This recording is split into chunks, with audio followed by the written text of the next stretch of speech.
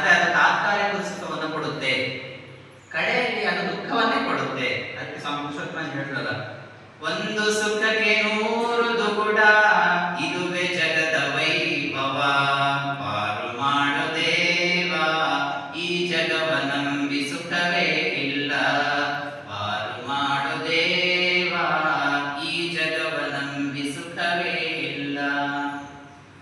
ಈ ಹಾಡಲ್ಲಿ ಮುಂದುವರೆದು ಹೇಳ್ತಾರೆ, ವೇದಶಾಸ್ತ್ರಗಳ ನೋದಿದರೇನು ಸಾಧನಕ್ಕಿದು ನಿರ್ಧಾರ.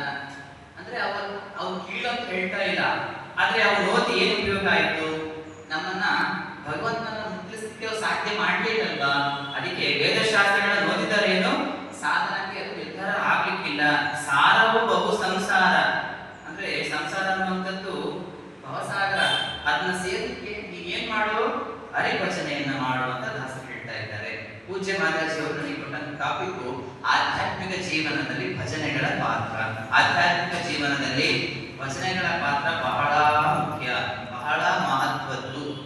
ಇಡೀ ಆಧ್ಯಾತ್ಮಿಕ ಜೀವನದಲ್ಲಿ ಭಜನೆಗಳು ಮಾಡುವ ಪರಿಣಾಮ, ಸತ್ಪರಿಣಾಮ ಇದೆಯಲ್ಲ, ಅದು ಬಹಳ ಅದ್ಭುತವಾದದ್ದು. ಅದಕ್ಕೆ ನಾನೇ ಸ್ವತಃ ಉದಾಹರಣೆ. ಈ ಪುಸ್ತಕ, ಇದರಲ್ಲಿ ಭಕ್ತಿ ಸೂರ್ಯ ಅಂತ ನೀವೆಲ್ಲ ಗಮನಿಸಿದ್ದೀರಾ. ಈ ಪುಸ್ತಕದ ಹಿಂದೆಯಲ್ಲಿ ತುಂಬಾ ಜನ ಭಜನೆಗಳನ್ನು ಒಳಗಡೆ ನೋಡ್ತಾರೆ, ಹೇಳ್ತಾರೆ. ಆದ್ರೆ ಪುಸ್ತಕದ ಒಳ